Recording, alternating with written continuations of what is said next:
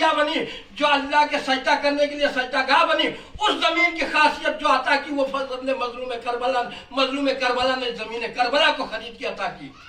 2 मुहर्रम को हुसैन का काफिला करबला के मैदान पे जो पहुंचा तो जमीन करबला ने हुसैन के कदमों को रोक लिया। मौला आप कहाँ जा रहे हैं? हमारी सारी ज़ेब-ओ-ज़ीनत आप ही की वजह से तो है, आपके वजूद से हमारा वजूद है। फर्जंद रसूल आप कहाँ जा रहे हैं? 6 घोड़े बदले 200 नबी के सवार हुए, लेकिन कदम बढ़ाया नहीं राहवार ने। घोड़े पे घोड़े फर्जंद रसूल बदल रहे हैं, मगर घोड़ा कदम आगे नहीं बढ़ा रहा है। मजलूम करबला ने चाहने वालों से पूछा कि जमीन का कोई नाम भी है, ये कौन सी जमीन है? किसी ने कहा मौला इसे नैनवा कहते हैं। इमाम ने पूछा और कोई इसका नाम है? कहा मौला इसे गाजरिया कहते हैं। कहा और कोई नाम?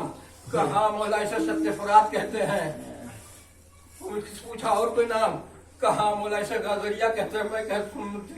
मैं शायद चाहने वालों करबला इतना सुंदर किसी की सफीने आले मोहम्मद जमीन करबला पे तबाह होगा। चाहने वाले भी चाह रहे हैं कि मजलूम करबला किसी तरह इस जमीन से निकल चले, मगर अज़ादारों फिर मजलूम करबला ने पूछा कि आखिर इस जमीन का कोई और नाम है? तो एक चाहने वाले जो बढ़ के कहा मौला इसे करबला कहते हैं। करबला का नाम सुनना था कि मजलूम करबला को जमीन से काक उठाया, अपनी जेब से एक शीशी को निकाला और निकाल के मिलाया, फिर सूंघा। कहा ये वही काक है जिसको मेरे नाना को जबरील ने ला के दिया था कि ये तुरबत हुसैन की काक है। इस काक से ये काक भी नहीं है। अब हमारा घर यही तबाह होगा, मेरे बच्चे यही ज़िबा किए जाएंगे, मेरे अजीज यही शहीद होंगे, मेरा सर यही सर से जुदा होगा, मेरी शहरत यही काटी जाएगी, मेरे अहले हरम यही लूट लिए जाएंगे, मेरे अहले हरम यही यतीम किए जाए।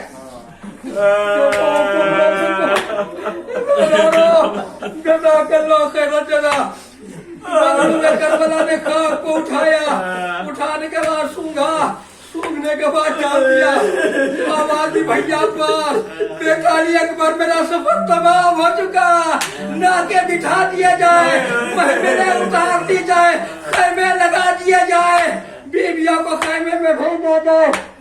जब उतरने लगी सानिया ज़हरा खैमे लगे और उसके बाद सानिया ज़हरा ने जैसे ही पहला कदम जमीन करबला पे रखा, वैसे सुर्ख रंग का दर्द रंग का गुबार उठाओ शहजादी के सर पे पड़ा। शहजादी तरफ उठी, आवाज मेरे बाजाए को बुला लो। इन्होंने मजलूम करबला आए, कहा बहन क्या बात है? कहा भैया जैसे मैंने इस जमीन पे कदम रखा एक जर्द रंग का गुबार हमारे सर पे पड़ा, ये बहुत बदशुगनी है, आप यहाँ से कहीं और चलिए। मजलूम करबला ने सर को झुकाया, ऐ बहन ये जमीन हमारे लिए खल्क हुई है, हम इस जमीन के लिए खल्क हुए हैं। नाना ने जो अरशाद फरमाया था ये वही जमीन है जहाँ हमारा सल्तन से जुदा होगा। ज़ैनब यही तुम बेरिदा की जाओगी। मैं कहूँगा शहजादी ये खाक बेअदबी नहीं कर रही है, बल्कि बता रही है ज़बाने बेज़बानी कि शहजादी परेशान होना। ऐ अली की बेटी जब आपकी चादर छीन जाएगी हम खाके करबला उड़ के आपका पर्दा बन जाएंगे।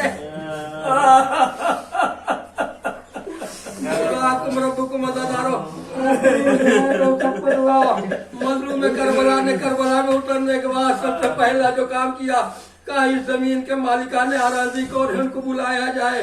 लोगों ने बताया बनी असद इसके मालिक है। बनी असद को बुलाने के लिए जनाब अली अकबर को भेजा, कहा ऐसा भी है पैगंबर जाओ बनी असद को बुलाओ और उनसे कहते ना कि जब वो आए तो अपनी औरतों को अपने बच्चों को साथ लेके आए। हजारों कितना करीब मेरा आका था, कितना रहीम मेरा आका था।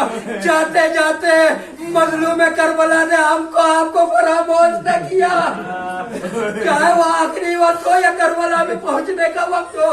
हजारों जैसे ये खबर मिली बनी असद के सरदार अपने जब मर्दों को लेके पीछे पीछे और उनके पीछे बच्चे सब आ गए, हाथों को जोड़ दिया। फर्जंद रसूल क्या बात है, आप मुझे आपने याद किया?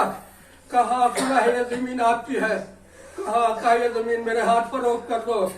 बनी असद के सरदार ने हाथों को जोड़ा, कहा है नबी के नवासे, ये जमीन आपके लायक नहीं है, आप किसी दूसरी जमीन का इंतखाब कर लीजिए।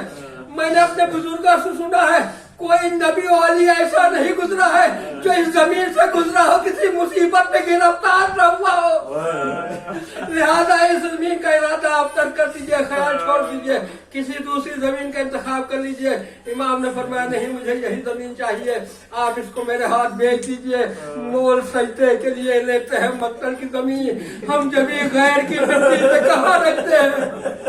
मजलूम करबला ने जब गुफ्तगू हुई 60,000 दिरहम पे मामला तय हो गया।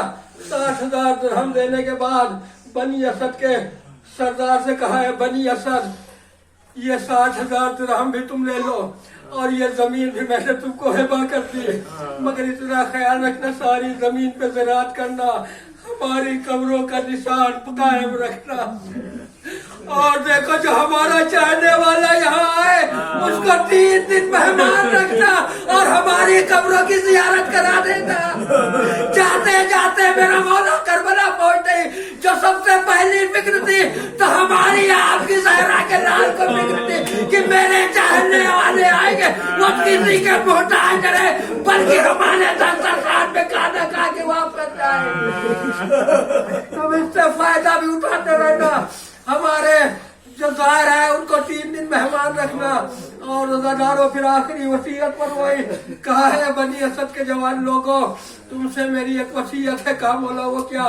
कहा इसके अलावा जो मैंने तुमसे अर्ज किया कि जब हम जंग खत्म हो जाए, हम शहीद हो जाए, तो तुम मेरी लाशों को सुपुर्द कर देना।